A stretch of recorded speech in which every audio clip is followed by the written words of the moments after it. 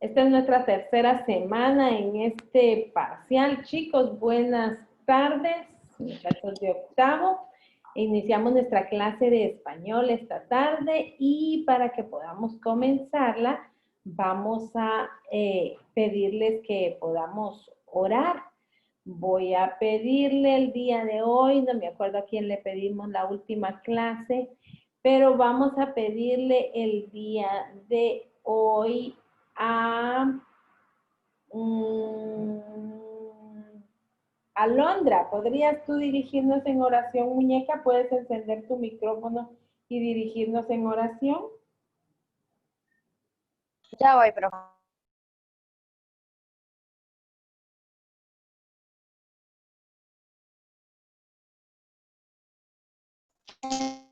Querido Jesús, gracias por este día que nos has regalado, gracias por darnos un día más de vida, Señor, ahorita que estamos en clase.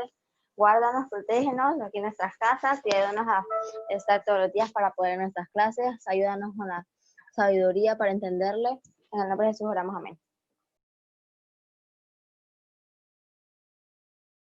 Amén. Muchas gracias, Alondra, por habernos dirigido en oración.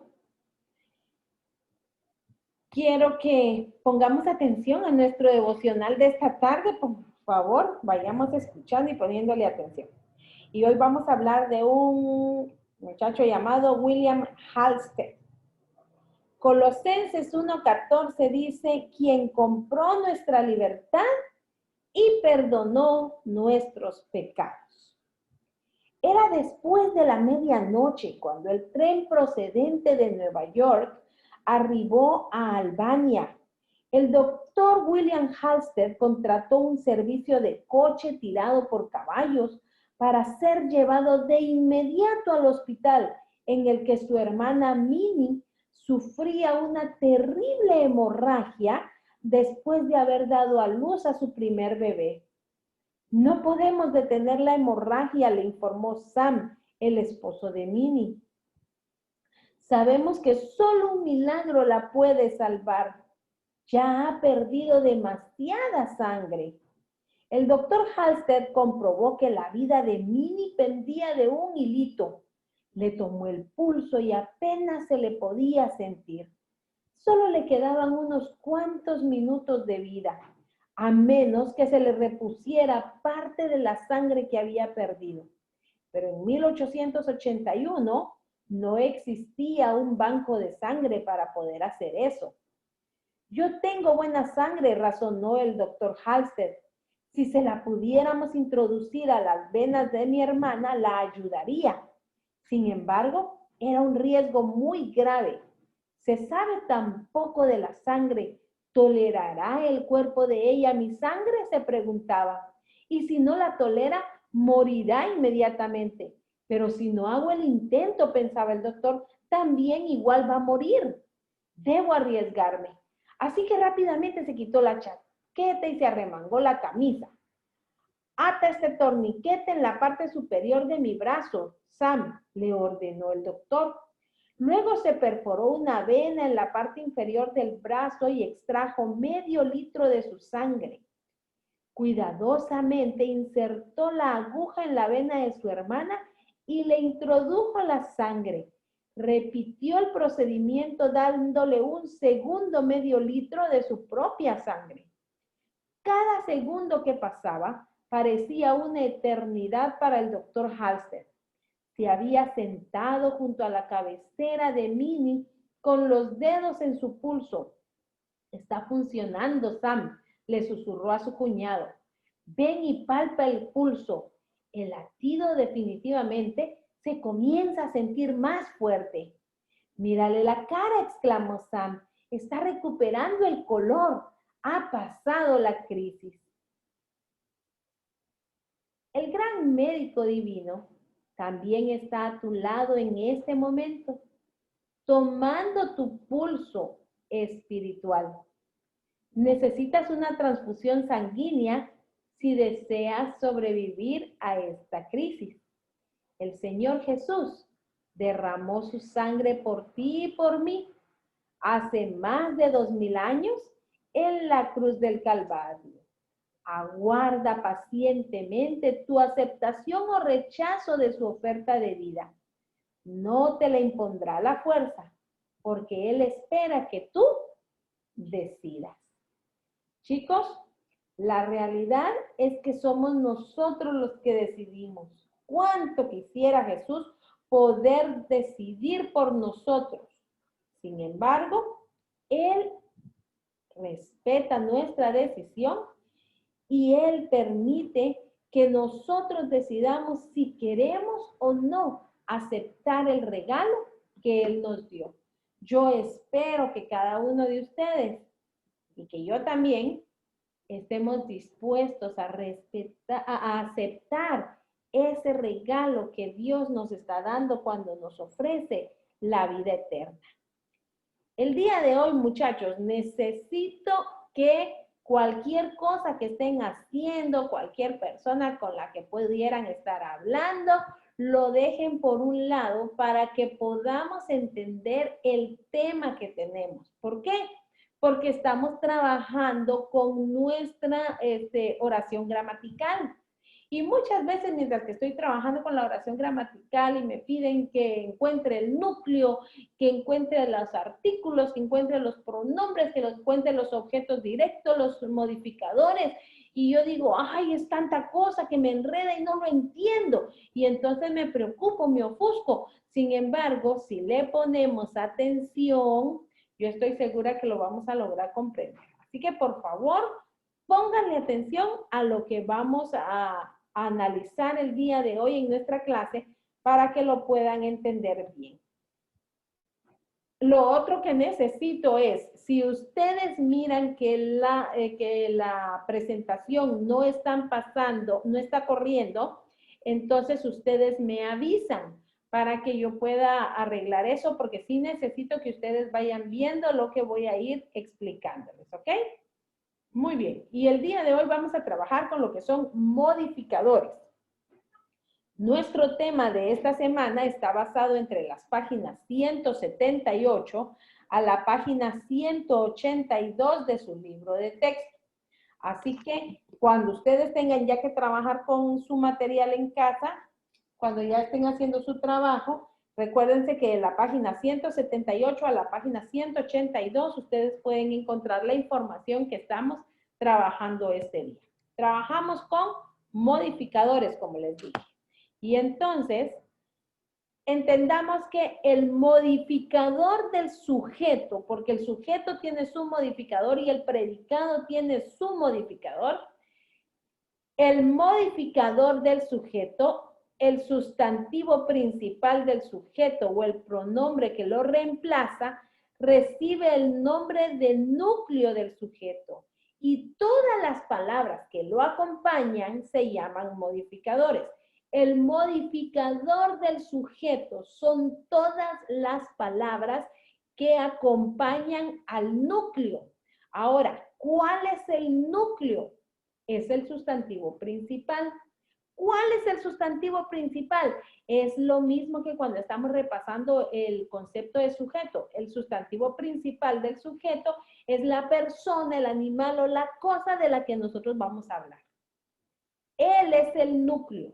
Es la parte más importante del sujeto. No puede haber un sujeto si el núcleo no está allí. Y el núcleo siempre va a ser un sustantivo. Ahora, los modificadores, vuelvo a repetirlo, los modificadores del sujeto son todas las palabras que acompañan a ese núcleo, que acompañan a ese sustantivo principal. Entonces, veamos cuáles son esos modificadores del sujeto. Bueno, el sujeto tiene un modificador directo, tiene aposiciones y tiene modificadores indirectos. ¿Cuáles son los modificadores directos? Es el artículo. ¿Cuál es el artículo? El, la, los, las. O el adjetivo. ¿Cuáles son los adjetivos? Son los que califican al sustantivo. Los adjetivos me dicen cómo es el sustantivo. Entonces, son los artículos o el adjetivo que se unen directamente al núcleo del sujeto y concuerdan con él en género y número. Ya voy a enseñar un ejemplo de esto para que lo puedan ver mejor. Los modificadores directos, voy a volver a repetirlo, son los artículos, es el artículo o el adjetivo. Dije que el adjetivo es todo lo que califica al sustantivo, lo que dice si es grande, si es importante, si es bonito, si es feo. Los adjetivos lo califican, dicen cómo es ese sustantivo y se unen directamente al núcleo, el sujeto. Estos son los que llamamos modificadores directos. Pero también tenemos, según lo que vemos allí, la aposición. La aposición es la construcción que acompaña al núcleo y que podría intercambiar su función. Es otra palabra que viene y acompaña. Nosotros podríamos allí, bueno, ya vamos a ver un ejemplo para que lo puedan entender mejor. Nosotros podemos cambiar, la posición puede estar solita sin necesidad de todo el resto de las palabras del sujeto y dar a entender lo mismo. ¿Por qué? Porque la posición solamente viene y puede decirle al sustantivo, hazte a un lado, voy a quedar yo solita, que de todas formas me entiendo. Esa aposición, esa añadidura para que todo quede más claro que le hemos puesto al sujeto, es la que nosotros encontramos allí, que lleva la misma idea. Ahora, veamos. Ustedes tienen ya modificadores directos y tienen aposiciones. Ahora veamos cuál sería el modificador indirecto. El modificador indirecto es la construcción que formamos por un término unido al núcleo o al sustantivo. Recuérdense que el núcleo es el sustantivo por medio de un nexo. Se coloca siempre después del sustantivo núcleo que hay en el sujeto. El modificador indirecto siempre va a estar después del sustantivo núcleo. Ahora veamos el ejemplo de lo que les estoy diciendo. El ejemplo lo saqué de su libro. ¿Por qué lo saco de su libro? Para que usted cuando tenga alguna duda pueda regresar a su libro y logre recordar lo que yo les estoy diciendo. Recuérdense que estamos hablando en este momento solo del sujeto. Ahí tienen ustedes al sujeto. Vean el ejemplo. El increíble genio de la lámpara, Shazam, cumplirá tus deseos. ¿Cuál es el sujeto? Es la persona, animal o cosa de la que se habla en la oración. Entonces, el increíble genio de la lámpara, Shazam. Ese es nuestro sujeto. ¿Por qué? Porque cumplirá tus deseos se convierte en el predicado, porque el predicado es lo que decimos del sujeto. Entonces, ahora analizando solo a nuestro sujeto, dijimos que los artículos y los adjetivos son los que son modificadores directos. Dijimos también que el núcleo del sujeto es el sustantivo. Dijimos que los modificadores indirectos son los que van unidos al núcleo por medio de un nexo. Y dijimos que la aposición podría ocupar el lugar del núcleo si fuera necesario para poder darle el mismo significado a la oración, sin que la oración cambie de significado. Veámoslo aquí entonces. Artículo, el. El, entonces, es un modificador directo. Increíble es un adjetivo calificativo. ¿Cómo es el genio? El genio es nuestro sustantivo. El genio es nuestro núcleo. Pero ¿cómo es el genio? El genio es increíble. Entonces, increíble, que es el adjetivo que califica a mi núcleo, es otro modificador directo. Ahora, el modificador indirecto, recuerden que dijimos que va a estar colocado a la par del núcleo, va a ir unido a él. Entonces, de la lámpara no es ningún núcleo, no es un modificador, porque no está indicando cómo es, solo dice que está en la lámpara. Entonces, de la lámpara se vuelve un modificador indirecto. Y Shazam es nuestra posición. ¿Por qué? Porque Shazam podría ir en lugar de genio. Vean cómo. Nosotros tenemos aquí el increíble genio de la lámpara, Shazam. Ah, Aquí estoy diciendo que el genio de la lámpara se llama Shazam. Entonces yo podría simplemente decir, Shazam cumplirá tus deseos. Shazam podría ir en lugar del núcleo y eso le permitiría ocupar su lugar. Como le permite ocupar su lugar, entonces Shazam es una aposición. Vean el segundo ejemplo que tienen aquí.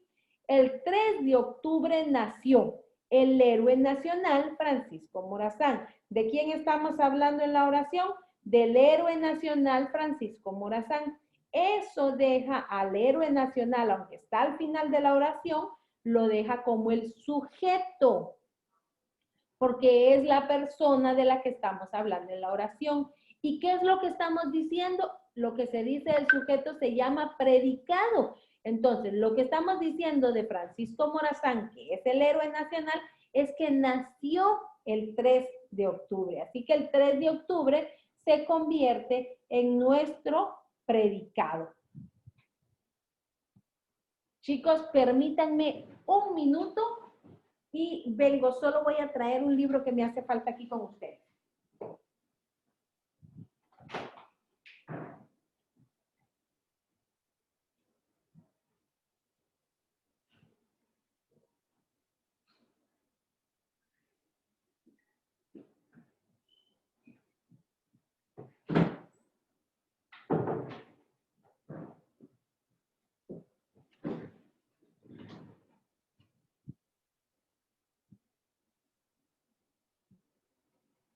Gracias, chicos. Ok, entonces, como les decía, el héroe nacional Francisco Morazán es nuestro sujeto. Ahora, analicemos y desarmemos ese sujeto. Ese sujeto tiene como modificador directo únicamente él. ¿Por qué él? Porque él es un artículo. Ahora, héroe es nuestro núcleo. Pero bien podríamos cambiar ese núcleo por Francisco Morazán. Y entonces podría decir el 3 de octubre nació Francisco Morazán. Se puede cambiar. Así que entonces Francisco Morazán es nuestra aposición. ¿Y por qué nacional es el modificador indirecto? Bueno, porque está anexado a nuestro núcleo. Y recuérdense que el modificador indirecto siempre va a estar al lado de nuestro núcleo del sujeto. Esos son los modificadores del sujeto. Ahora veamos cómo estamos con los modificadores del predicado. Así como el sujeto tiene su propio núcleo, que es el sustantivo, es la persona, el animal o la cosa de la que estamos hablando en la oración, el predicado también tiene su núcleo. Y el núcleo del predicado entonces es el verbo principal. El verbo principal con el que estamos trabajando es el núcleo del predicado. Todas las palabras que acompañan a ese verbo principal o que acompañan a ese núcleo se les llama modificadores. Así como todas las palabras que acompañaban al núcleo del sujeto se llaman modificadores, también las palabras que acompañan al núcleo del predicado se les llama modificadores. Así que ahora veamos cuáles son. Entre los modificadores del predicado tenemos varios y aquí es donde vamos a detenernos un poquito. Número 1, tenemos objeto directo. Miren, chicos, para poder identificar estos modificadores del predicado, lo que ustedes tienen es que aprender a controlar estos pronombres que ustedes van a ver. En el objeto directo es el modificador del verbo que puede reemplazarse por los pronombres lo, la, los y las. Por ejemplo, su libro tenía como ejemplo, y estoy en la página 179 en este momento, por si usted quiere irla viendo para que pueda guiarse. En la página 179 usted tiene un ejemplo que dice, Pedro realiza sus ejercicios gimnásticos. Pedro es mi sujeto, es el núcleo del sujeto y ese sujeto no tiene ningún modificador. Pero después dice, ¿y qué hace Pedro? Bueno, Pedro realiza sus ejercicios gimnásticos. Realiza sus ejercicios gimnásticos es nuestro predicado. Nuestro núcleo de ese predicado realiza. ¿Por qué? Porque es el verbo que está indicando lo que está pasando. Y como objeto directo tenemos sus ejercicios gimnásticos, porque bien podría decir, Pedro los realiza,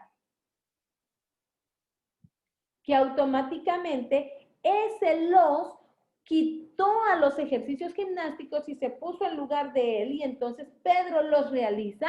La oración está completa, la oración se puede entender, pero vinimos y quitamos a sus ejercicios gimnásticos, toda esa explicación, y solamente pusimos los. Ese los que podría ocuparse allí es el objeto directo. Esto quiere decir que sus ejercicios gimnásticos es el objeto directo de ese predicado. Ahora, cuando nosotros nos encontramos con un objeto indirecto, nosotros estamos diciendo que este modificador del verbo puede reemplazarse por los pronombres le o les. Ese modificador, ese objeto indirecto, viene y reemplaza, pero en vez de haber sido los pronombres lo, la, los y las, solamente puede hacerlo por medio de los pronombres le y les. Ahora, este objeto indirecto no siempre va a estar allí. ¿Por qué? Porque este no puede ser pasado a la voz pasiva. Tiene que estar presente para que pueda, o futuro para que pueda funcionar. De lo contrario, en voz pasiva, él no va a poder funcionar. Por eso es que no siempre lo vamos a tener allí para familiarizarnos con él. Entre ellos también tenemos el complemento agente. El complemento agente aparece únicamente, miren, al contrario de los objetos indirectos, este aparece únicamente cuando estamos en oraciones en voz pasiva. Y es el que realiza la acción sobre el sujeto. Vean entonces su ejemplo que tienen en el libro. Los ejercicios gimnásticos son realizados por Pedro. Ahora analicémosla. ¿Cuál es el sujeto allí? Bueno, si usted puede ver ahí en su libro, sus sujetos son los ejercicios gimnásticos, porque ¿de qué estoy hablando? No estoy hablando de Pedro. Estoy hablando de los ejercicios gimnásticos que Pedro realiza. Así que los ejercicios gimnásticos es mi sujeto. ¿Y qué es lo que hacen? Bueno, son realizados por Pedro. Como son realizados por Pedro, esa frase es mi predicado. Entonces, ahora vean, mi núcleo del sujeto, ejercicios. Ese es mi núcleo del sujeto. Mi modificador directo del sujeto, gimnásticos. Esto me dice cómo son esos ejercicios. Y como otro modificador directo tengo los, porque es un artículo, y los artículos son modificadores directos. Ahora en el predicado, son realizados por Pedro. Si ustedes se dan cuenta, son realizados, es un verbo que está conjugado allí y que no se puede separar. Así que entonces ese es nuestro núcleo del predicado. Pero por Pedro se vuelve en nuestro complemento agente. ¿Por qué? Porque Pedro es el que está realizando esos ejercicios. Y nuestro complemento agente dice que es el que está realizando lo que dice el sujeto. Así que él, Pedro, es nuestro complemento agente. Ahora, junto con esos, tenemos a todos los circunstanciales. Y los circunstanciales son los adverbios o construcciones formadas por subordinantes y términos que acompañan al verbo. Los circunstanciales, chicos, son fáciles de distinguir. Lo único que ustedes tienen que hacer es acostumbrarse a contestar a ciertas preguntas cuando están haciendo su identificación Solamente tienen que analizar, a contestar ciertas preguntas para lograr tener qué tipo de circunstancial, porque ustedes miran ahí, miren entre la página 179 y 178. Todas esas que ustedes ven allí son circunstanciales y usted dice, a la profa, son un montón, ¿cómo voy a hacer yo para poder identificarlas? Es sencillo, muchachos. Solamente tienen que asegurarse de tener claro cuál es la pregunta que están contestando con esa oración. Por ejemplo, complemento circunstancial del lugar. Este añade información del lugar y responde a la pregunta, ¿dónde? Y entonces vean sus ejemplos, agarremos cualquier ejemplo. Ana estudia en su habitación. Ana es mi núcleo del sujeto. ¿Qué es lo que está haciendo? Está estudiando. ¿Dónde está estudiando? En su habitación. Ah, entonces contestó a dónde. Este es un complemento circunstancial del lugar. También tenemos nuestros complementos circunstanciales de tiempo y añaden información del tiempo y responden a la pregunta ¿cuándo? Y entonces véanlo ahí. Vean en la página 180. El verano pasado viajé al extranjero. ¿Cuándo viajó? El verano pasado, porque este verano, quién sabe, ni verano ni invierno tuvimos porque nos quedamos encerrados. Pero ese circunstancial de tiempo añade información de cuándo suceden las cosas. Vean su circunstancial de modo. Este contesta la pregunta ¿cómo? Y añade información a cómo se dieron las cosas. Y entonces vea lo que dice ahí. La cola avanzaba muy lentamente. ¿Cómo avanzaba esa cola? Muy lentamente. Circunstancial de modo. Contesta a la pregunta ¿cómo? Circunstanciales de causa. Añade información a la causa de la acción. No vino a clase, es a causa de la gripe. ¿Y por qué no llegó a clases? Es que estaba enfermo, dice. Ah, es que estaba enferma, profe. No vine a clases porque estaba con fiebre. Y entonces ahí hay una acción. ¿Por qué no vino a clases? Porque estaba enfermo. Hay una causa. Hay una razón por la que se dio esa situación. Tenemos también circunstanciales de finalidad que contestan a la pregunta ¿para qué? ¿Para qué me sirve? ¿Para qué lo quiero? ¿Para qué está allí? Y entonces este da información de la finalidad. Compró pollo asado para almorzar. ¿Para qué compró el pollo asado? Pobre pollito, pero lo compró igual, se lo comió. Para almorzar. Nos dio la finalidad, la razón por la que lo hizo. Vean las de compañía. Añade información de quién acompaña en la pregunta y contesta la pregunta ¿con quién? Y entonces ahí tienen el ejemplo, vivo con mis padres. Algunos de ustedes ya se creen grandotes y ya quisieran poder vivir solos, pero todavía no les toca. ¿Y con quién viven ustedes? Con sus padres. Añade información de quién acompaña y corresponde a responder la pregunta ¿con quién? Ahora, tenemos los circunstanciales de afirmación y de negación que son bastante similares, solamente que el de afirmación lo que está comprobando es si es realmente cierto lo que usted está diciendo y entonces dice seguramente está en el evento. ¿Dónde está? En el evento. Y entonces usted dice seguramente está en el evento. ¿Usted está afirmando o está negando? O cuando le dice a su mamá, de seguro estabas jugando y por eso no has hecho la tarea. Le está dando un complemento de afirmación, no le está dando opción a que usted diga, no estaba jugando, yo estaba leyendo, sino que de un solo su mamá dijo, así es como está pasando.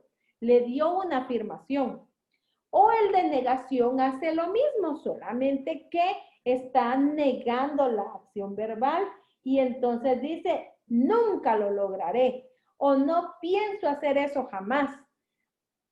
¿Dio usted alguna opción al respecto? No, simplemente dijo que no, que eso no va a suceder. Allí hay una negación y ese es un complemento circunstancial de negación.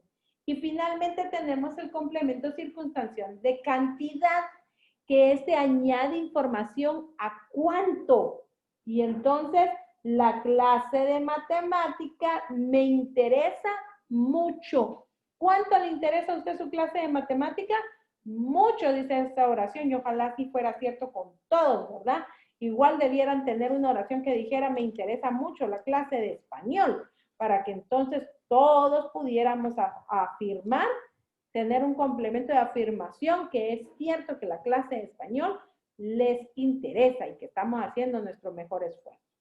Ahora, chicos, después de habérselos mencionado, no crean que estos se le quedan a uno de primas a primeras. Uno tiene que practicarlos bastante para que logre identificarlos y logre aprender a encontrarlos.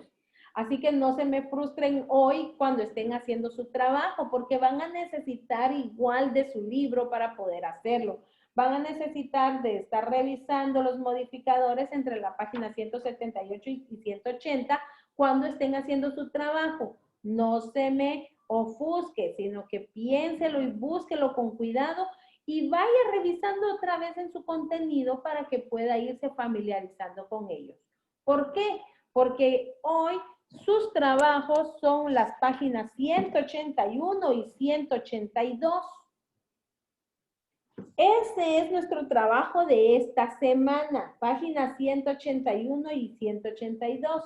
Pero, debido a que definitivamente no vamos a lograr abarcar todo el contenido de nuestro libro, he estado escogiendo de lo que tienen al final de su libro algunos materiales que nos sirven de repaso. ¿Por qué de repaso? Porque es material que ustedes ya han visto frecuentemente con anterioridad y entonces solamente es para que podamos repasar. El día de hoy vamos a repasar un poquito con lo que son significados de palabras y sufijos y prefijos, trabajando con la página 202. Ahora, chicos, son en este momento las 2:50 de la tarde. Eso quiere decir que nos quedan 15 minutos para que ustedes puedan trabajar con la página 202. Al finalizar o en el transcurso de la tarde, yo espero que ustedes me puedan estar mandando la página 202 hecha y que dejemos pendientes para el resto de esta semana las páginas 181 y 182. Ese sería nuestro trabajo de esta semana. Ahora, muchachos, yo quiero saber, ¿tenemos alguna duda respecto a este tema que todavía necesitemos aclarar para que ustedes puedan hacer bien su trabajo? ¿Hay alguna ¿Cuál es la tarea, profa? Perdón, mi amor. ¿Cuál es la tarea? Página, bueno, para hoy, para terminarla hoy, página 202. Y las páginas para hacer de tarea, la página 181 y 182.